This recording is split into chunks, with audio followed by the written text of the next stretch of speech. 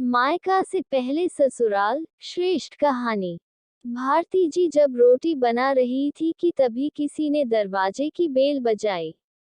बेचारी भारती रसोई घर में अपने हाथों में लगे आटे से भरे हाथों के धोने तक लगातार दरवाजे की कुंडी बज रही थी। वह लगातार बोल रही थी, थोड़ा रुको, मैं आ रही हूँ। अब इस उम्र में वह भाग कर जा भी नहीं सकती थी दरवाजा खोलने के लिए। जैसे ही उसने दरवाजा खोला और सामने देखा तो उसकी बेटी अदिति दरवाजे के बाहर खड़ी थी।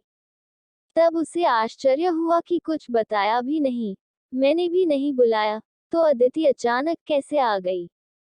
अपनी बेटी को देखकर भारती बोली, आने से पहले बताना तो चाहिए था बेटा। अकेले ही आई हो क्या? दामाद जी और बच्चे कहाँ हैं? भारती जी ने एक साथ कई सारे सवाल किए। तभी अदिति बोली, माँ, क्या कोई अपनी प्यारी इकलौती बेटी का ऐसे स्वागत करता है? मुझे लगा कि तुम मुझे अचानक देखकर बहुत खुश होगी और सबसे पहले मुझे गले लगा लोगी, पर यहाँ तो उल्टा ही हो रहा है। शायद तुम दुनिया की पहली माँ होगी जो बेटी को ससुराल से अपने घर आते देख खुश होने के बजाय चिंता में पड़ गई। क्या मैं अकेली इस घर में नहीं आ सकती? क्या हमेशा दामाद और बच्चों के साथ ही आना जरूरी है? ये बोलकर अदिति घर में प्रवेश कर गई और अपना सामान रखकर बोली, भाभी कहाँ पर हो? जल्दी चाय नाश्ता लेकर आओ, आपकी ननंद आई है। बहू घर पर नहीं है, अपने मायके गई है। माँ ने कहा, अच्छा इसलिए तुम घर संभाल रही हो और खाना बना रही हो? माँ, तुम्हारी बहू के तो बड़े ठाठ है, बहू मौज से घूम रही है और सास घर संभाल रही है। देखो ना, आपने बहू के आने से पहले ही खाना बना कर रखा है। उसे घर आकर कुछ भी काम करने की जरूरत ही नहीं पड़ेगी। बड़े नसीब लेकर आई है आपकी बहू। और एक मैं हूँ जिसे उसकी सास कभी एक गिलास पानी भी नहीं पूछती। अदिति ने ताना मारते हुए कहा, बेटा, प्यार और इज्जत ऐसी चीज है जो हम पहले किसी को देते हैं, फिर उससे अपेक्षा रखते हैं कि वह भी हमें वापस दे। माँ ने उसे समझाते हुए कहा। माँ ने आगे कहा, हर एक लड़की को अपने ससुराल में जगह बनानी पड़ती है।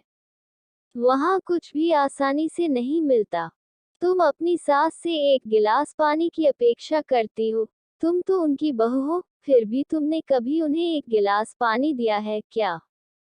तुम शादी के बाद ससुराल में रही ही कितने दिन? जब तुम्हारे मन को लगा तब अपना बैग भरा और सीधा मायके आ जाती हो। मायका और ससुराल एक ही शहर में है, इसका मतलब ऐसा नहीं होता है कि तुम जब चाहो तब मायके आ जाओ और जितने दिन चाहो उतने दिन रहकर वापस ससुराल चली जाओ।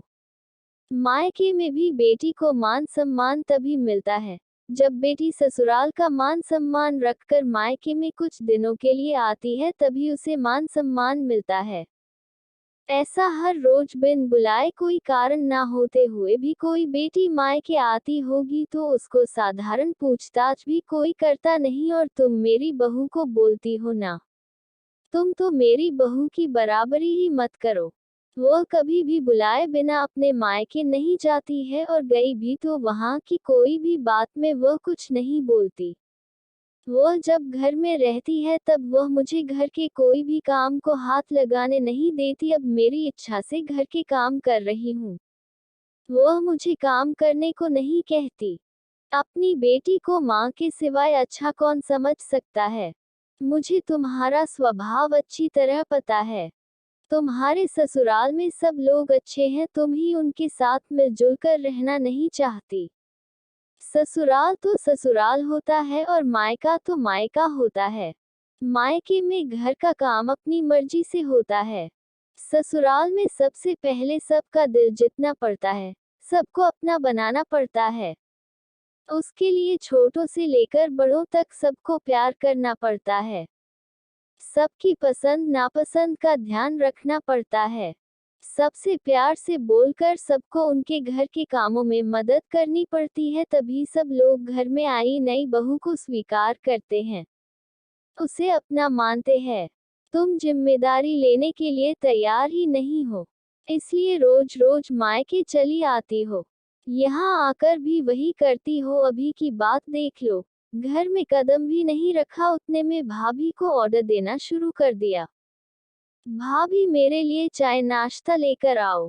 वह व्यक्ति घर में है या नहीं, वह कैसी है, उसकी तबीयत कैसी है, वह पूछना भी जरूरी नहीं समझा।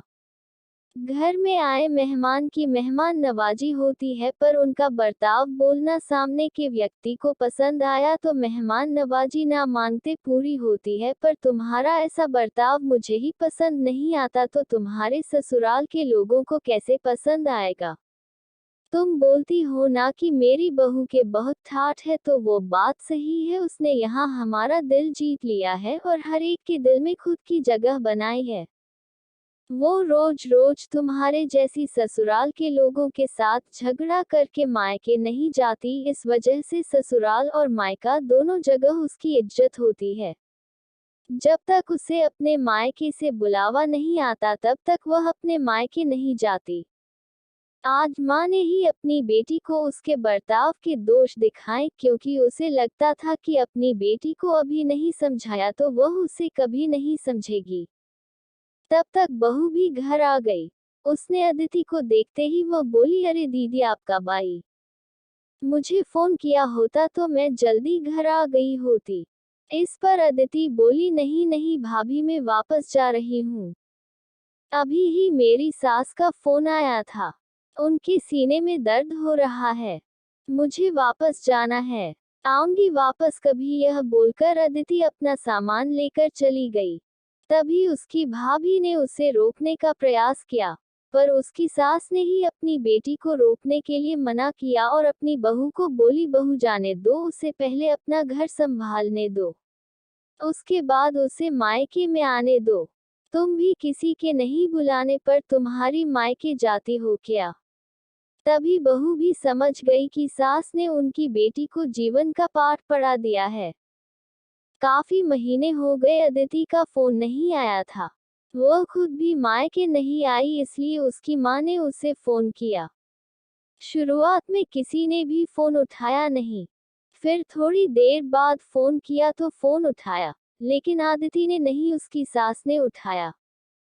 तभी उन्होंने उनकी तबीयत का पूछा, फिर दोनों की बातें शुरू हुई। तभी बीच में ही अदिति की सास ने उसकी माँ को धन्यवाद किया।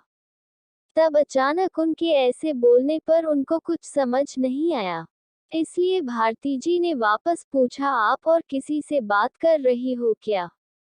अदिति की सास बोली, नहीं तो फिर आप धन्यवाद किसको बोल रही थी।